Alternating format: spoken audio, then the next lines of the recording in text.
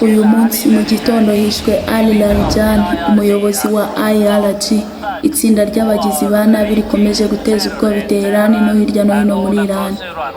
Hishwe kandi umuyobozi w'ingabo za Basij n'abafatanyabikorwa babo bangije umutekano mu mijyi itandukanye ya Iran.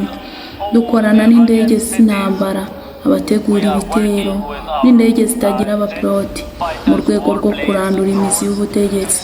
Dufite icyizere ko ibi bizaha abaturage ba Iran amahirwe yo guhindura ubuyobozi bw'iki gihugu. Aya ni amwe mu magambo yavuzwe na Minisitiri w'Intebe wa Israel Benjamin Netanyahu, atangaza ko bamaze kwica bamwe mu bayobozi bakuru ba Iran harimo Ali Larijani n'abandi bayobozi bakomeye b'ingabo. Mu butumwa bwe, Netanyahu yavuze ko ibitero bigamije gucogoza ubuyobozi bwa Iran no guha abaturage bayo amahirwe yo guhindura ubutegetsi. Aya magambo aje akurikira ibikorwa bikomeye by'intambara byavuzwe n'ibinyamakuru mpuzamahanga. Israel yatangaje ko yishe abayobozi bakuru ba Iran barimo Ali Larijani hamwe n'umuyobozi w'ingabo za Basij mu bitero by'indege byagabwe i Tehran. Ibi byatumye isi yose ihangayika kuko byerekanye ko intambara hagati ya Israel na Iran itari gusa mu magambo ya politiki, ahubwo igeze ku rwego rwo kwibasira abayobozi bakuru b'ibihugu. Isi yose iri gukurikirana ibibera mu burasirazuba bwo hagati y'intambara hagati ya Israel, Leta Zunze Ubumwe za Amerika ndetse na Iran ikomeje gukaza umurego. Nk'uko byatangajwe na The Guardian, Reuters ndetse na Al Jazeera, urupfu rw'abayobozi bakuru ba Iran rwatangaje benshi. Muri abo harimo Ali Larijani, Minisitiri w'Inama Nkuru y'Umutekano wa Iran, wapfuye mu gitero cy'indege cyakozwe n'ingabo za Israel, aho n'umuhungu we ndetse n'abamurindaga bivugwa ko bamaze kwicwa. Hari kandi Ismail Katib, umuyobozi w'ingenzi mu butasi n'umutekano, bivugwa ko nawe yapfiriye muri icyo gitero. Ntitwakwibagirwa kandi Ghamrez Soleimani, umuyobozi w'ingabo za Basij, nawe witabye Imana muri ibi bikorwa by'ingabo. Urupfu rw'aba bayobozi rukomeye rwagaragaje uburyo intambara ishobora guhindura bikomeye imiyoborere ya Iran ndetse n'uruhare rw'aba bayobozi mu mutekano n'imiyoborere y'igihugu. Larijani yakoreye mu ngabo za Revolutionary Guard imyaka myinshi mu ntangiriro z'umurimo we, mbere yo kujya mu nteko nshingamategeko aho yabaye perezida w'inteko nshingamategeko imyaka 12. Yanayoboye serivisi ya leta ishinzwe itangazamakuru imyaka myinshi. Yagerageje kwiyamamaza ku mwanya wa perezida kabiri mu mwaka wa 2005 no mu 2021, ariko ubusabe bwe busubizwa inyuma. Yamenyekanye kandi mu bikorwa byo gukora igenamigambi ry'umutekano w'igihugu, gufata ibyemezo bya gisirikare no kugenzura ibikorwa by'ingenzi bya politiki mu rwego rw'intambara n'umutekano. Urupfu rwe rwasize icyuho gikomeye mu miyoborere y'igisirikare n'inkiko z'umutekano. Israel yatangaje ko yishe Minisitiri w'Ubutasi wa Iran, Ismail Katib, mu bitero by'ijoro byagabwe kuri Tehran. Minisitiri w'Ingabo wa Israel Israel Katz yatangaje uru rupfu ku wa gatatu tariki ya 18 Werurwe 2026. Ismail Katib yatorewe kuba Minisitiri w'Ubutasi wa Iran mu kwezi kwa Kanama 2021, mu gihe Ibrahim Raisi yari amaze gutsindira umwanya w'umukuru w'igihugu. Katib yashyizwe ku rutonde rw'abafatiwe ibihano na Minisiteri y'Imari ya Leta Zunze Ubumwe za Amerika mu mwaka wa 2022 kubera ibikorwa byavugwaga ko yakoreraga kuri murandasi bigamije kwibasira Washington n'abafatanyabikorwa bayo.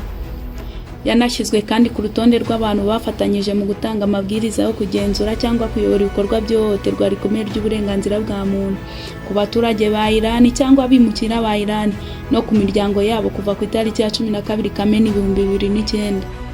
Iyicwa rya Ismail Katib na Israel ni igitero cya kabiri cyahitanye umuyobozi ukomeye wa Iran mu minsi 2 gusa. Igisirikare cya Israel cyatangaje ko Minisiteri y'Ubutasi yayoborwaga na Ismail Katib yari umunyamuryango nyamukuru w'ubutasi wa leta ya Iran witwa ubutegetsi bw'iterabwoba, kandi ko yakomeje kugira uruhare runini mu gushyigikira ibikorwa byo guhohotera no gutera ubwoba byakozwe n'ubutegetsi. Nyuma y'ibitero byibasiye abayobozi bakuru ba Iran, abayobozi ba Israel babishijeho kugaragaza ko gahunda yabo yo kugabanya ubushobozi bwa Iran itarimo gucika intege habe na gato. Minisitiri w'Intebe wa Israel Benjamin Netanyahu yavuze ko iki gitero kimwe n'ibindi bikorwa by'ubutasi bigomba gufasha kurema amahirwe yo guhindura imiterere y'ubuyobozi cyangwa se gutuma abaturage bo muri Iran bashobora kwifatira ibyemezo byabo, bakuraho politiki y'ubuyobozi bahutaza. Ibi Netanyahu yabigaragaje nk'igice cy'ingamba zo kurinda abanyagihugu ba Israel ndetse no guhangana n'ibyo abona nk'ibibazo by'umutekano mu karere.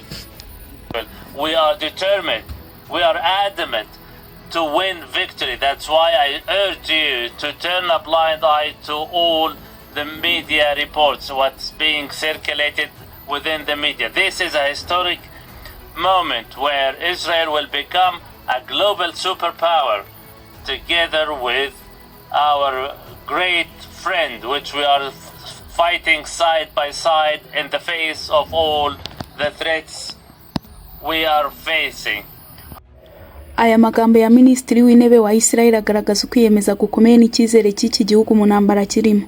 Ni amagambo yerekana ko Israel ititeguye gusubira inyuma ahubwo ishaka gukomeza urugamba kugeza ibonye intsinzi. Ibi byose biri kuba mu gihe bimwe muri ibi bihugu byo mu burasirazuba bwo hagati hari imyizerere yihariye ku rupfu mu ntambara, aho bamwe mu bayobozi n'abaturage bafata urupfu nk'igikorwa cy'icyubahiro n'ubutwari. Abahanga mu bya politiki n'amasomo y'iyobokamana bavuga ko bamwe mu bashyigikiye intambara bashyira mu gaciro ko kwitanga ku rugamba ari uburyo bwo kwinjira mu buzima bw'iteka mu myemerere yabo. Niyo mpamvu benshi bishimira kuba bapfira mu ntambara nk'izi ngizi. Irani nayo ntiyicaye ngo irebere intambara gusa, yashyize mu bikorwa ibitero by'ingabo na misile ku butaka bwa Israel birimo Tel Aviv n'ahandi hagiye hubaka ibikorwa remezo bitandukanye. Ibi bitero byatumye habaho gukomeretsa abaturage no kwangirika kw'ibikorwa remezo cyane, bigaragaza ko Irani itegura intambara ku rwego rwagutse. Abayobozi bayo n'ingabo bashyira ubuzima bwabo ku murongo mu rwego rwo guhangana n'ibitero bya Israel.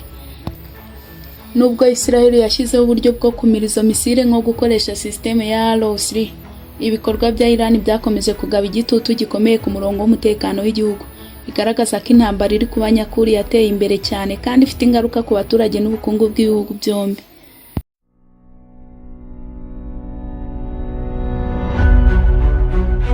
Isi yose iri gukurikira iyi ntambara, aho buri gikorwa cyose gisiga ibimenyetso bikomeye ku bukungu, ku mutekano ndetse no ku mibereho y'abantu.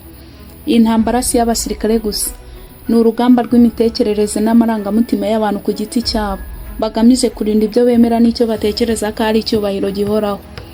Mu mwijima w'iyi ntambara aho imibabaro ihurira n'icyubahiro, isi yose irasabwa kuba maso kuko ingaruka zayo zishobora guhindura amateka y'akarere k'Abarabu ndetse no ku rwego rw'isi yose muri rusange. Nitwa Umutesi Gloriose, ndabashimiye.